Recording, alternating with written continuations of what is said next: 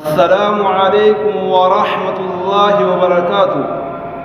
دوستو، عزیزو، بزرگوں، نوجوانوں، بھائی محمد شہاب الحمدللہ آج اجمیر پہنچ چکے ہیں، اجمیر تشریف لائے ہیں۔ حج کے لیے کیرل سے مکہ المکرمہ تشریف لے جا رہے ہیں۔ تمام احباب دوستوں سے گزارش ہے کہ ان کے لیے دعا فرمائیں، پروردگار عالم ان کے ارادے کو قبول فرمائے اور ان کی نیت کو اللہ پاک قبول فرمائے، ان کے جانے کو اللہ پاک آسان فرمائے۔